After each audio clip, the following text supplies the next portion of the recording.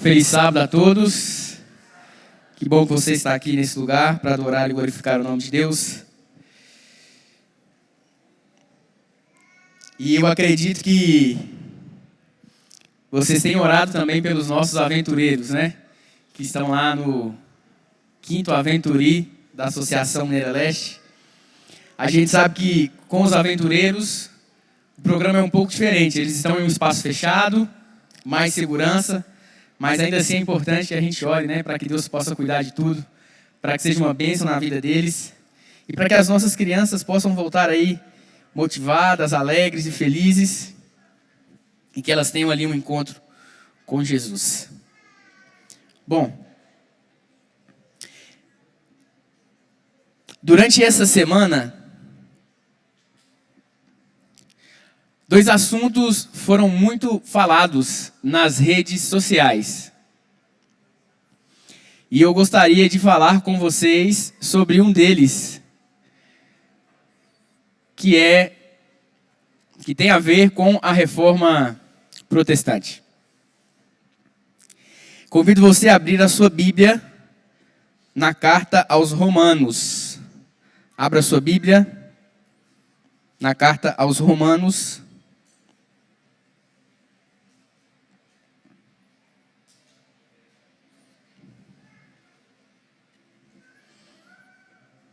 Capítulo 1.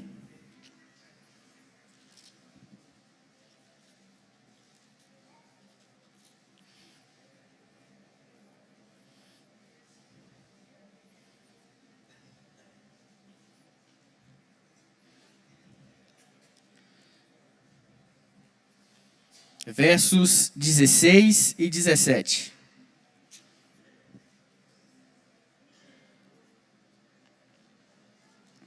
Romanos capítulo 1, verso 16 e 17.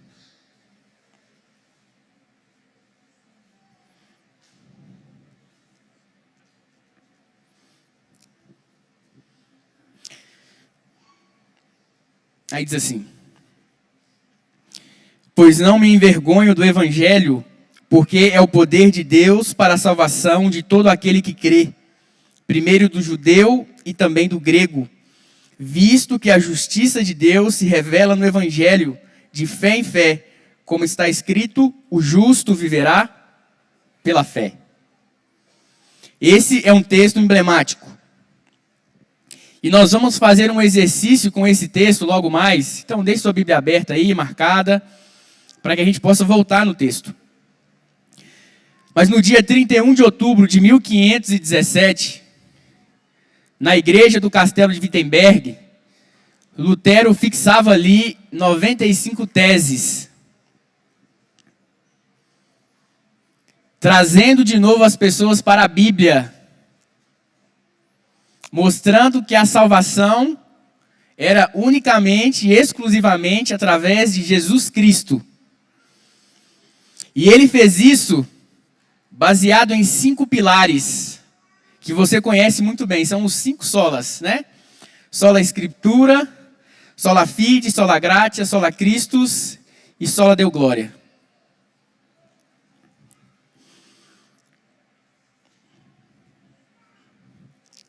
E de maneira mais específica hoje com vocês, eu queria falar sobre uma desses 5 solas, que é o solus Christus. Afinal de contas, todos os demais, Escritura, fé, graça e glória, nos direcionam para a pessoa de Jesus Cristo. E como disse o pastor Américo Rodô, existe um fascínio em Jesus. Existe algo em Jesus que atrai milhares de pessoas. A pessoa de Jesus Cristo é de fato alguém fascinante, incomparável. Não há na história nenhum líder, ninguém que influencia, que direciona, que contagia e que aproxima tanto as pessoas. Já se passaram aí quase 2000 anos e Jesus ainda continua sendo fascinante. Que personagem da história, depois de tanto tempo, fascina tanto quanto Jesus? Não há ninguém. Não há. Nem mesmo aqueles que não creem nele conseguem se afastar dele. Até porque ele dividiu a história. O tempo é contado em antes de Cristo e depois de Cristo. Jesus, de fato, é alguém inexplicável, com uma influência assombrosa sobre todas as pessoas. Eu acho que eu já até comentei aqui na igreja, certa vez, eu gosto muito de assistir podcasts. E tem um professor universitário da USP, chamado Clóvis de Barros. Ele é agnóstico, um homem extremamente inteligente. Ele é agnóstico, mas ele deixa bem claro que a pessoa que ele acha mais admirável e com maior influência de liderança na história do planeta Terra é Jesus Cristo. É por isso que Jesus ele é inexplicável. A quantidade de pessoas que já deram a vida por ele e que estão dispostas a entregar a sua vida por ele é gigante. E é maior do que por qualquer outro líder que existe ou já existiu na história desse mundo. Muitos ao longo do tempo julgaram que conseguiriam viver sem Jesus. Conseguiriam levar a sua vida, seguir o seu curso sem a pessoa de Cristo. Nesse mundo escuro, conturbado, cheio de problemas, cheio de dificuldades, mas acabaram se voltando para ele em alguma circunstância da vida. Porque Jesus é alguém que atrai as pessoas. Então, o nosso assunto de hoje, pensando nesse Jesus, no incomparável Jesus Cristo, será a justificação. Justificação. E eu deixo aqui uma indicação para aqueles que talvez ainda não leram o livro do pastor Morris Vanden, As 95 Teses da Justificação pela Fé. É um livro extraordinário e nele nós aprendemos um pouco mais sobre justificação e graça. Um livro fininho, uma leitura muito boa. Fica aqui a recomendação para todos. E agora eu queria que você fizesse um exercício. Tá certo? Imagine que quem está do seu lado aí é a sua dupla. Você está em uma sala de aula, agora você terá uma atividade avaliativa e a pessoa que está com você do seu lado é a sua dupla. Beleza? Você confia aí nessa dupla? Vai tirar uma nota boa? Olha, vamos lá então. E eu queria que vocês juntos agora, valendo 10 aí, viu? Definissem aí, entre vocês dois, biblicamente, o que significa justiça. Faça esse exercício aí. O que significa justiça, biblicamente, né? Eu sei que tem doutores da lei aqui, mas eu quero que você vá do contexto bíblico e defina, biblicamente, o que é justiça.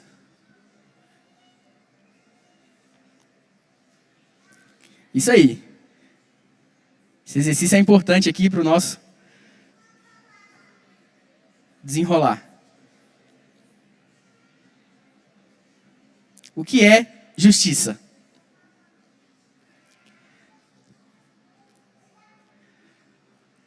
Difícil? Às vezes não é tão simples, né, como a gente imagina, né? Justiça. Na hora de defini-la.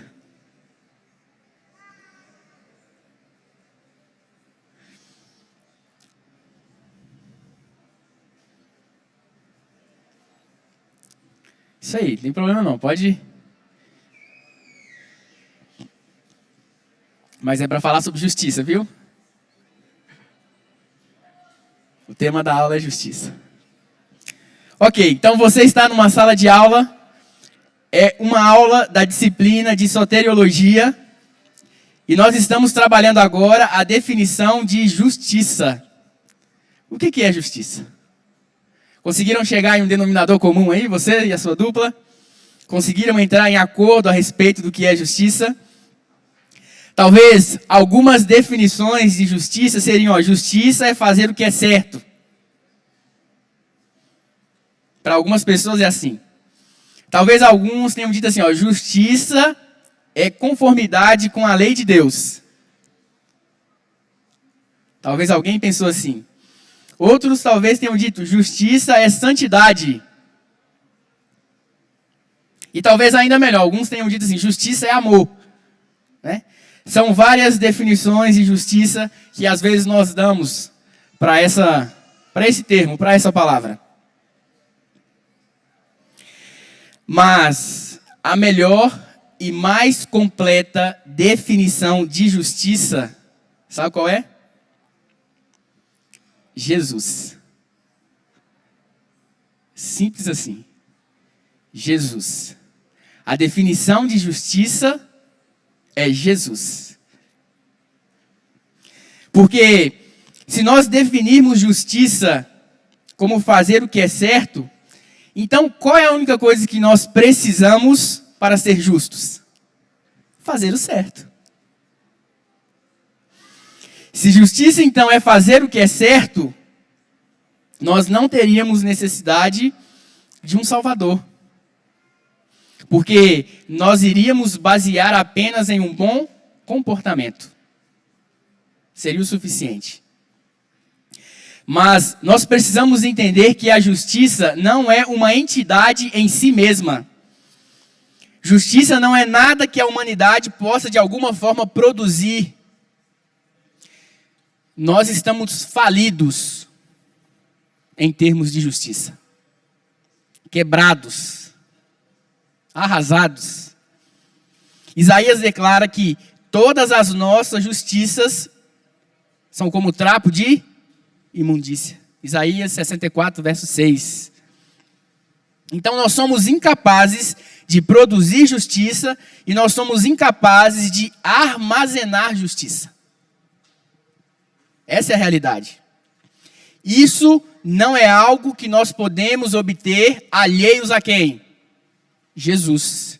Não podemos obter justiça separados de Jesus. Logo, a definição de justiça é uma pessoa. E essa pessoa é Jesus.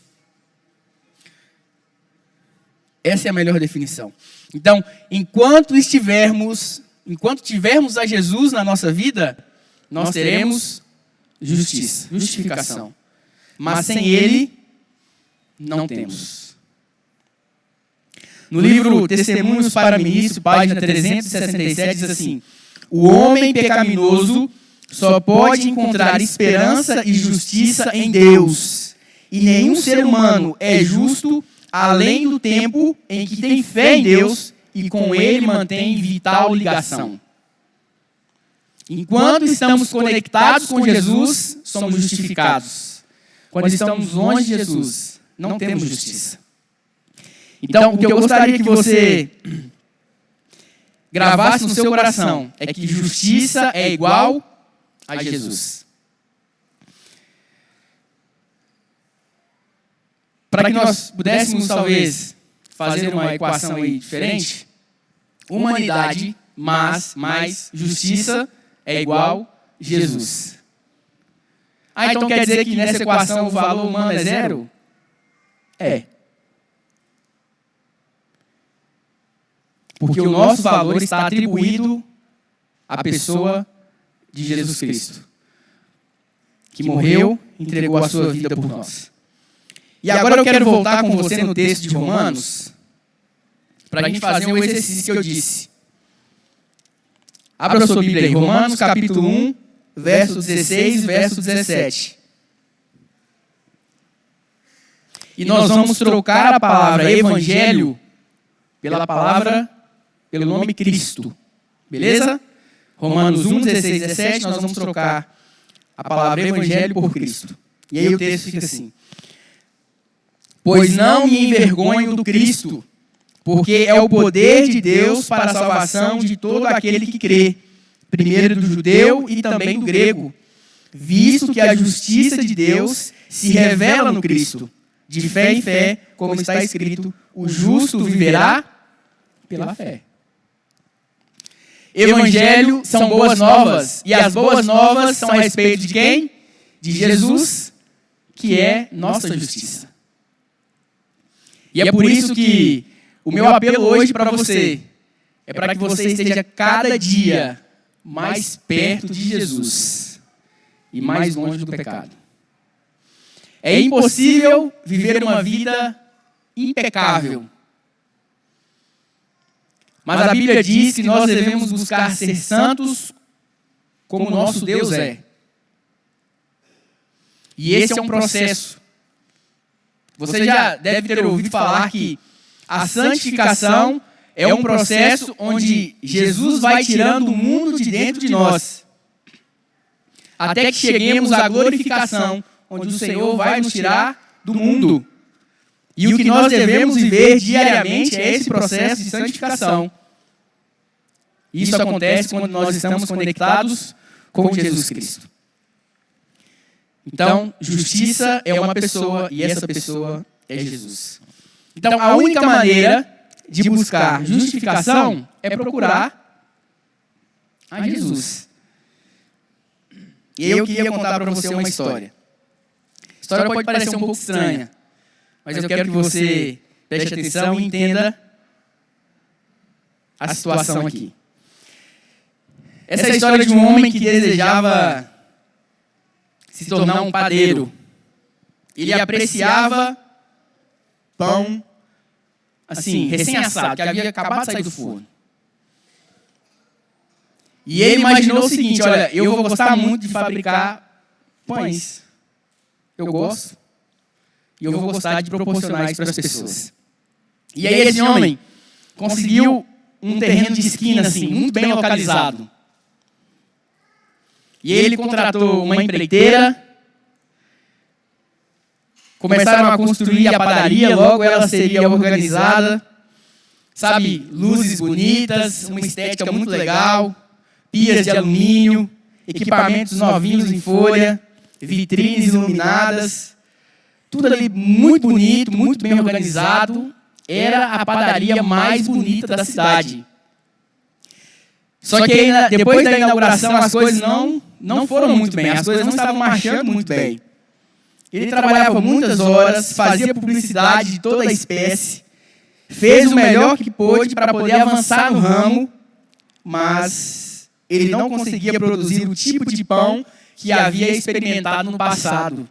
O tipo de pão que havia feito com que seus olhos brilhassem.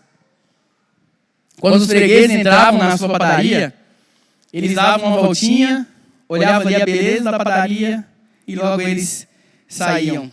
Raramente adquiriam algum produto ali. E nunca mais voltavam.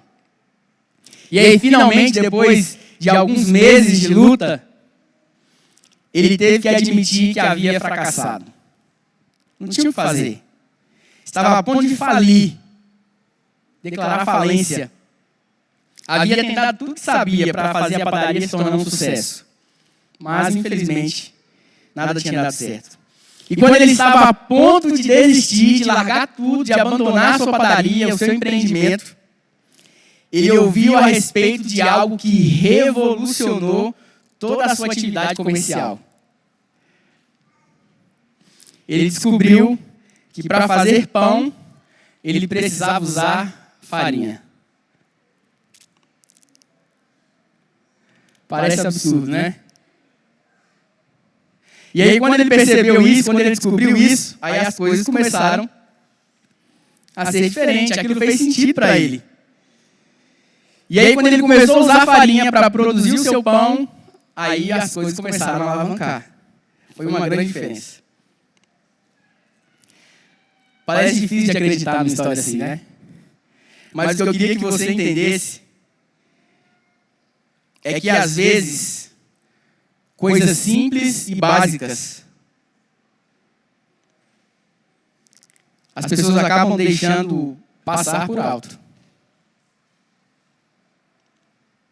Não percebem. É necessário que reconheçamos requisitos básicos para que possamos ter êxito Um banco não pode operar sem dinheiro. Uma ferrovia não opera apenas com vagões, sem uma locomotiva. E é impossível produzir lã se você não tem ovelhas. Ok, mas e no que se refere à vida cristã?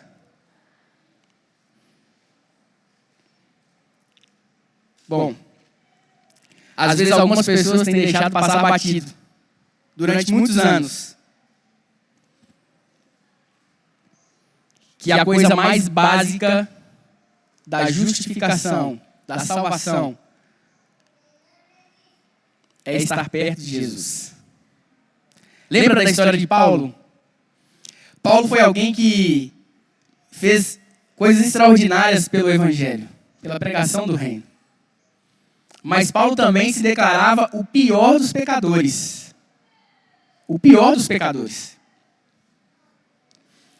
Ele afirma na sua carta a Timóteo que Jesus Cristo veio salvar pecadores, ele diz, do qual eu sou o pior. Paulo fala de um espinho na carne. Paulo fala sobre querer fazer o bem, mas só fazer o mal. Então, quando a gente olha para a história de Paulo, por mais que ele tenha feito grandes coisas, ele se declarava como alguém péssimo. Mas aí no final da vida ele fala assim, ó, a coroa da justiça já me está guardada. Como é que pode? Alguém que diz ter um espinho na carne, alguém que diz ser o pior dos pecadores, alguém que diz que faz o mal que não quer, declarar que está salvo, ter segurança da salvação. Aí você olha para a história dele. Paulo era alguém tão próximo de Jesus, tão íntimo de Jesus, falava sobre Jesus, pensava a respeito de Jesus, que ele sabia que não haveria outro lugar que ele poderia estar quando Jesus viesse, a não ser com Jesus. E é por isso que justiça não se trata do seu comportamento, não se trata das suas boas ações. Justiça é uma pessoa, e para que você seja justificado, você precisa conhecer alguém, e esse alguém é Jesus. Básico, simples, se relacionar com Jesus. A imprensa, geralmente, nas suas entrevistas, apresenta perguntas-chave, né? E essas perguntas podem ser transferidas também para a nossa caminhada, para a nossa jornada cristã. E a primeira pergunta é o quê? O quê? Alguns de nós aqui fomos criados baseados nessa pergunta, né? O que fazer, o que não fazer, a fim de sermos cristãos e obtermos a salvação. O quê? O que eu faço, o que eu não faço? É errado falar sobre o quê? É errado fazer essa pergunta? Não. A Bíblia fala muito sobre o quê. Mas essa pergunta, o que nunca pode ser a base do cristianismo. Ela não é a base. E aí vem a segunda pergunta, e a segunda é por quê? Por quê? Essa já é uma pergunta mais sofisticada, talvez mais intelectual. Por quê? Um questionamento, né? A gente vive aí no tempo dos porquês. Mas, por mais que ela seja importante, por mais que lá em Isaías fala, vinde, arrazoemos, não é errado arrazoar.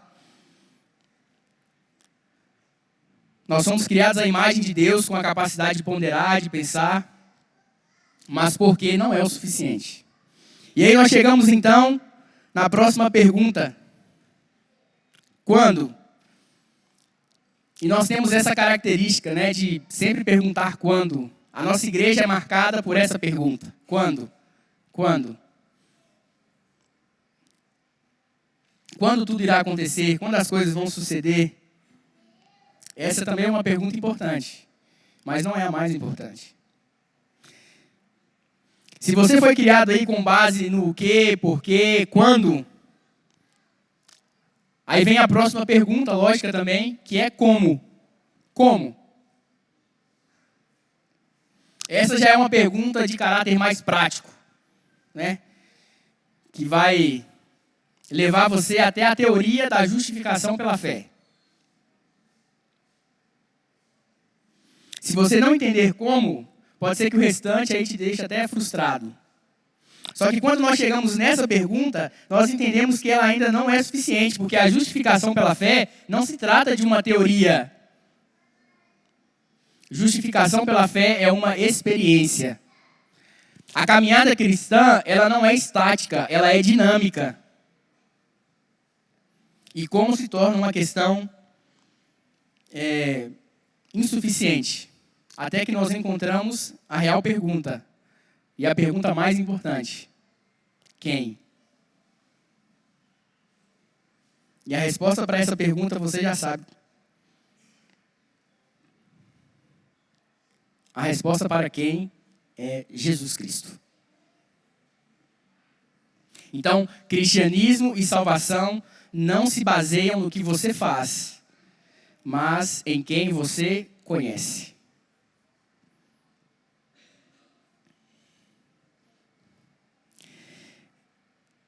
Eu não sei se você compartilha de um pensamento. Tem um palestrante. Alguns são adeptos, outros não, mas esse não é o caso aqui. O nome dele é Tiago Brunet. Alguém aqui conhece? Ok. Tiago Brunet fala que a coisa mais importante para que alguém seja bem-sucedido na vida é conhecer pessoas. Network. Esses dias eu estava desesperado. Assim, não é para tanto, né? Eu estava preocupado. Meu aplicativo do banco não estava funcionando bem, e aí eu resetei. Quando resetei, perdi o acesso. Aí dizia assim, olha, você tem que ir no caixa eletrônico para cadastrar o seu telefone de novo. Eu falei, ok, tudo certo. Aí eu fui procurar o cartão. Quem disse que eu achei o cartão? A gente é acostumado a usar o NFC, né? Só encosta ali e tal. Eu falei, nossa, e agora? Cadê o cartão? E aí procurei o cartão, e procurei. Perguntei minha esposa e nada. Pedi ela para me ajudar, porque às vezes a gente procura, né? Procura tudo ali e a esposa vai no mesmo lugar e acha o negócio. Mas não deu certo. E aí eu falei, meu Jesus, e agora? O que eu vou fazer? Aí eu fui na caixa, na esperança de conseguir sacar o dinheiro que tinha ali, para poder arcar com os compromissos. E aí eu cheguei, saí da escola, estava com o uniforme da escola, cheguei, aí eu fui atendido ali por um rapaz chamado Márcio, e ele falou, olha, você pode fazer aqui o saque emergencial, mas é só uma vez, se não me engano, um período de 6 meses. E você só vai conseguir sacar determinado valor. Falei, não, mas eu preciso de um pouquinho mais. Ele falou, infelizmente não dá. Aí ele olhou para mim assim, reparou o uniforme e falou assim, estou vendo que você trabalha no colégio, você faz o que lá? Aí eu expliquei para ele o que eu fazia no colégio. Aí ele falou assim, o meu filho estuda lá. Falei, quem é seu filho? Ele falou, fulano de tal. Eu falei, eu conheço, bom menino. Aí ele perguntou, não, mas peraí, é um bom menino mesmo ou ele apronta? Eu falei, não, é um bom menino. Aí ele disse assim, ó, se não fosse, você faria? Eu falei, claro que eu falaria. Sem medo de errar, mas é um bom menino. Aí a gente conversou um pouquinho e ele falou assim, espera aí um minuto. Aí ele foi lá dentro, voltou, falou, vamos fazer o seguinte, vamos transferir sua conta para cá. Eu não sabia que tinha como transferir conta de agência para agência, achei que tinha que abrir outra conta. E aí ele fez o procedimento ali e tal, ele falou, mas você ainda precisa do dinheiro, né? Falei, preciso. Espera só mais um pouco. Aí ele foi lá dentro, voltou. Tenta entrar de novo no seu aplicativo aí. Aí quando eu tentei, consegui. Tive acesso. Pode parecer muito simples. Mas eu fico pensando, se outra pessoa tivesse me atendido naquele momento, se não fosse um pai de um aluno, se não fosse alguém que conhecesse ali a educação adventista, tivesse algum vínculo, conhecer pessoas abre portas, amizades, network. Existem situações na vida, e eu digo, na maioria delas, pode haver quem discorde. Na maioria das situações da vida, é melhor se ter amigos do que dinheiro.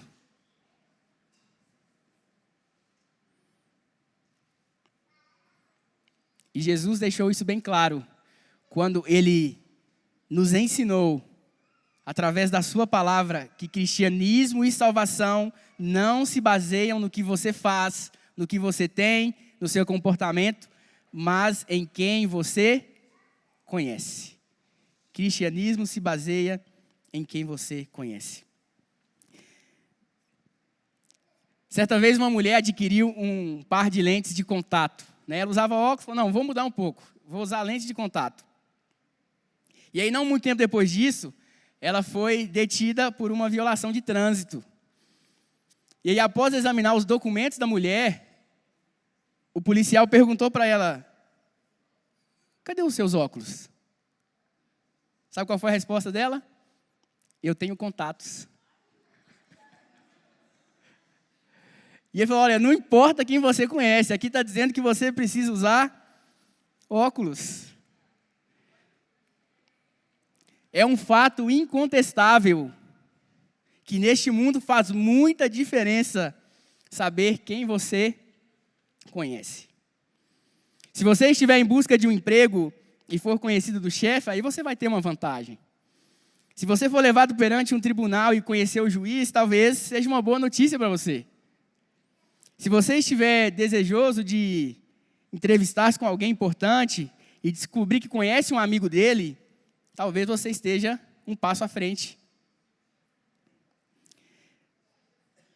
Na biografia de Abraham Lincoln, presidente dos Estados Unidos, às vezes ele deixava instruções muito claras que ele não queria ser incomodado. Ninguém podia entrar na sala. Os seguranças ficavam à porta, eles rondavam os corredores e ninguém podia passar, com exceção de uma pessoa. Uma pessoa, Ted Lincoln, filho do presidente. Esse via correndo pelos corredores, passava pela porta sem que ninguém o impedisse. O relacionamento que ele tinha com o presidente, pai e filho, fazia toda a diferença. A pergunta é, como está o seu relacionamento com Jesus? Abra sua Bíblia em João, capítulo 17. Evangelho segundo João, capítulo 17.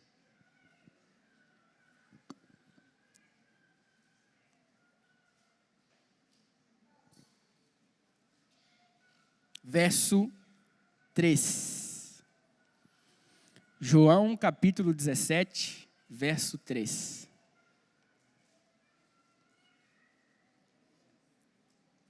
Diz assim, e a vida eterna é esta, que te conheçam a ti, o único Deus verdadeiro, e a Jesus Cristo, a quem?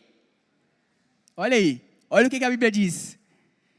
O que é a vida eterna? Ela se baseia em quê?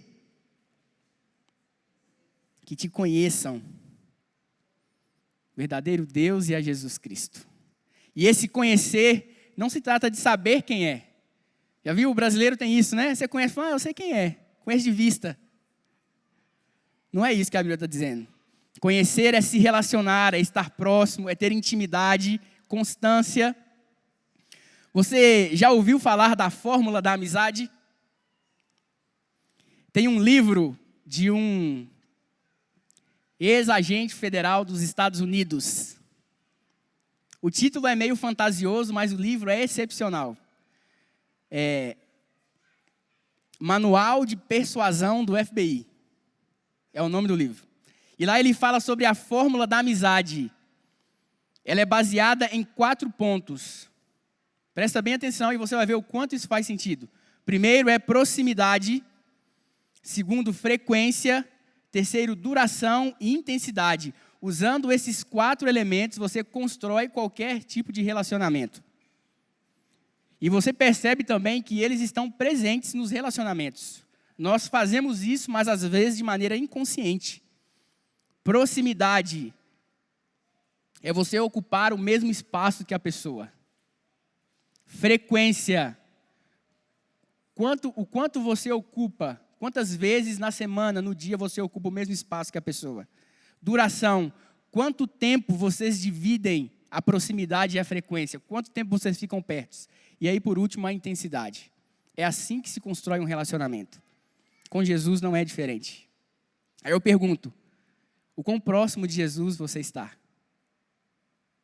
Com que frequência? Com que duração? Com que intensidade? Seu relacionamento com Jesus é um relacionamento de 10 minutos, quando você acorda, faz a sua oração, lê o seu devocional e sai para o trabalho? Isso não é relacionamento. Isso não é relacionamento. As suas orações são aquelas: Senhor, obrigado pela noite, me dê um bom dia. Senhor, obrigado pelo almoço. Senhor, obrigado pelo dia, me dê uma boa noite. Isso não é relacionamento. Isso não é conhecer Jesus. Eu estou aqui hoje pela manhã, abrindo a Bíblia com vocês, para que nós juntos possamos entender que o convite de Jesus para nós, para que possamos ser salvos, é para que a gente se relacione com Ele, para que a gente tenha intimidade, proximidade, frequência, duração, intensidade no nosso relacionamento com Jesus. E assim você tem a convicção, a certeza no seu coração de que quando Jesus apontar nas nuvens dos céus, não haverá outro lugar que você possa estar a não ser junto dele. E eu queria encerrar agora com vocês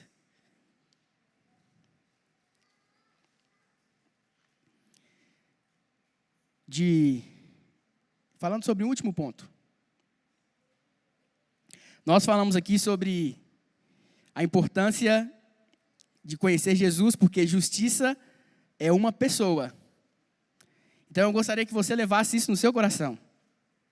Justiça é igual a Jesus. Primeira coisa, justiça é igual a Jesus. Se justiça é igual a Jesus, segunda coisa, a única maneira de buscar justificação é buscando Jesus. Você pode dar comida para os pobres, você pode doar suas coisas, você pode dar o seu dinheiro, vender suas terras e fazer o que for. Nada disso adianta se você não buscar a Jesus. Terceiro, cristianismo e salvação não se baseiam no que você faz, mas em quem você conhece. E essa pessoa é Jesus. E por último, grave bem isso aí no seu coração. O cristão faz o que é certo por ser cristão, não a fim de ser. Compreendeu? Vou repetir. O cristão faz o que é certo por ser cristão, não a fim de ser cristão. Nós vamos clarear isso aí um pouco mais. Imagine que nós estamos numa sala de aula, de novo. Sua dupla está aí. Você já sabe se sua nota foi boa ou não na primeira atividade avaliativa, né? Então, a segunda atividade avaliativa, para vocês responderem aí, é a seguinte. Qual a definição de cristão?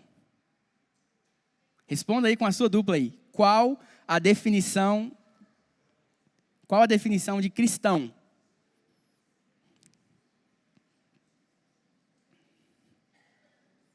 E aí?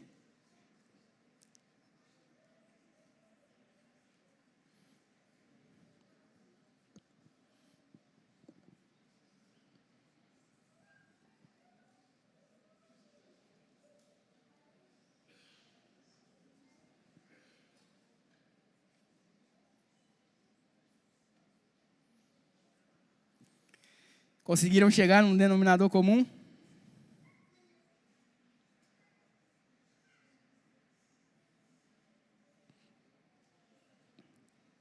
Quais foram as respostas aí? Talvez, quando a gente começa a conversar e a discutir sobre essa pergunta, algumas pessoas podem dizer assim, cristão é aquele que vive segundo a regra áurea. Cristão é alguém honesto. Cristão é uma pessoa bondosa. Cristão é alguém compassivo. Cristão é alguém misericordioso. Eu não sei se você percebe, mas na maioria das definições que as pessoas dão para cristão, existe um denominador comum. Todas as respostas, ou melhor, quase todas as respostas, estão enviesadas em um cunho comportamental.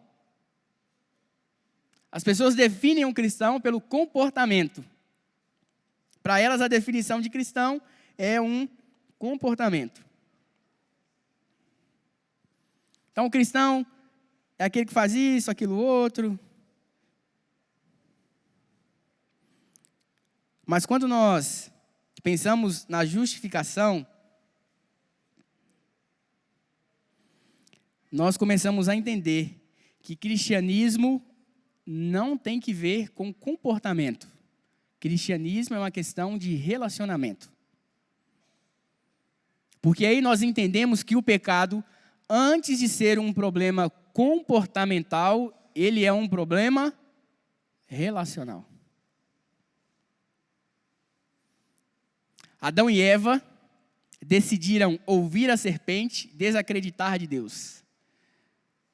Tomar Deus por mentiroso e a serpente como aquela que dizia a verdade. Eles rompem primeiro o seu relacionamento com Deus, a ponto de se esconderem dele depois, e depois executam comportamentos contrários à vontade dele.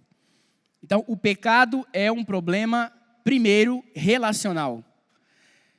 Então, para que sejamos justificados, para que possamos receber perdão, justificação e a graça de Deus, nós precisamos nos relacionar com Jesus.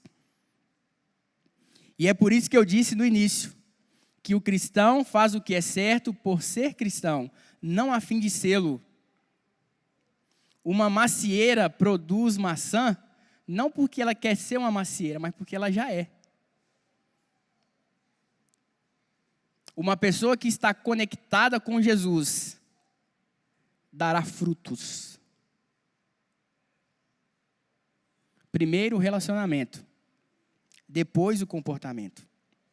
No livro Parábolas de Jesus diz assim: é pela renovação do coração que a graça de Deus atua para transformar a vida. Não basta a mudança exterior. Presta bem atenção. Não basta a mudança exterior para pôr-nos em harmonia com Deus.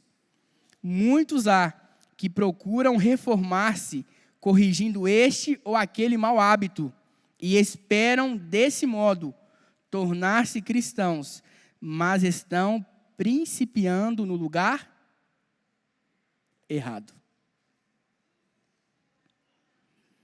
Não importa o quão correta possa ser a sua vida. Não importa a quantidade de boas ações que você possa praticar. Não importa o quão religioso você possa parecer. Não importa. Não importa. Você não será um cristão genuíno. Você não será um cristão genuíno até conhecer Jesus pessoalmente, de um para um. Essa é a realidade da justificação e a experiência da graça. Fazer o que é certo jamais nos tornará cristãos.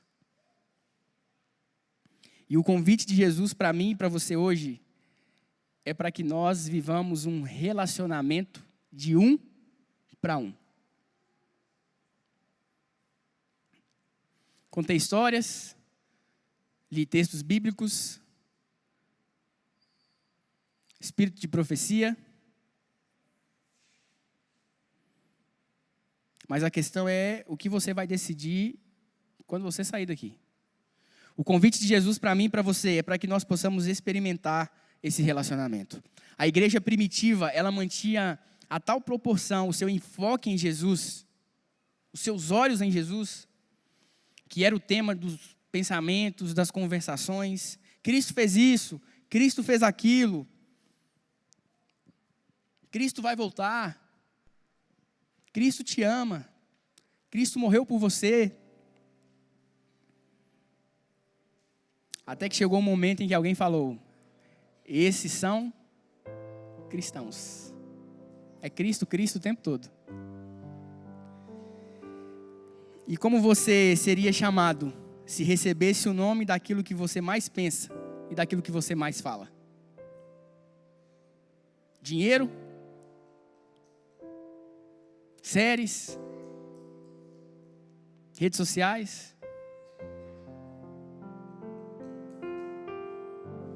Você é uma boa pessoa ou você é realmente um cristão? O que eu queria que você levasse no seu coração hoje é que Jesus é tudo que nós precisamos. Jesus é tudo que nós precisamos. Às vezes nós lutamos e caímos, erramos e falhamos porque lutamos no lugar errado.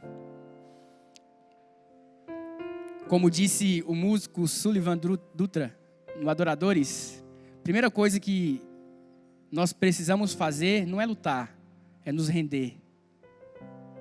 Jesus convida você hoje, nessa manhã, para um relacionamento pessoal, individual, para que você viva a sua experiência, para que você conte as suas histórias, para que você viva a sua vida com Jesus, para que você conheça, para que você tenha intimidade, proximidade, frequência, duração, intensidade.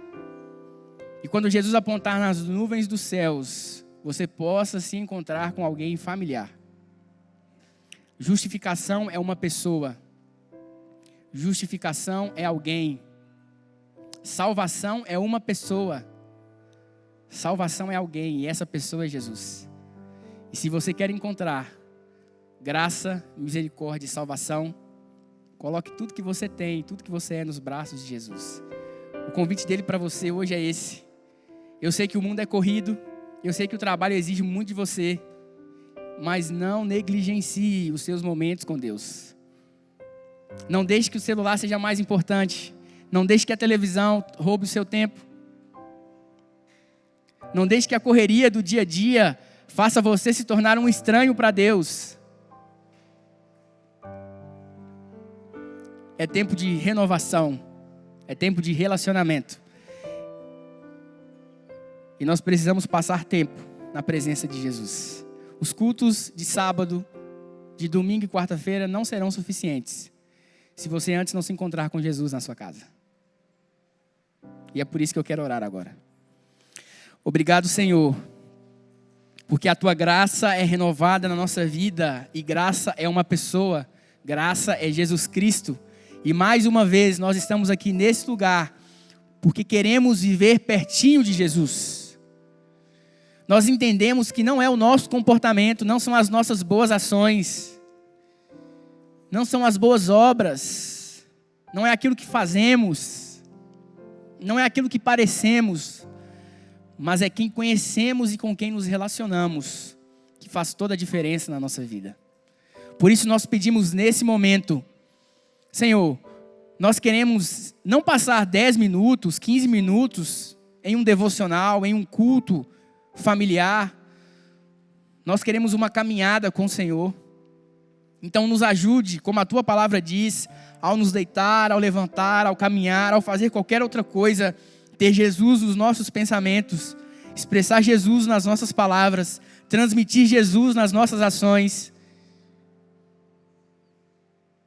E que possamos chegar ao ponto de, assim como o apóstolo Paulo, poder dizer: não sou eu quem vive, mas Cristo vive em mim. Por favor, Senhor, não nos deixe dar desculpas. Entregamos ao Senhor tudo que temos e somos, na certeza da Tua resposta. Não porque merecemos, mas porque a nossa oração também é ouvida e respondida. No nome de Jesus. Amém. Deus abençoe você e um excelente sábado aí na presença de Jesus.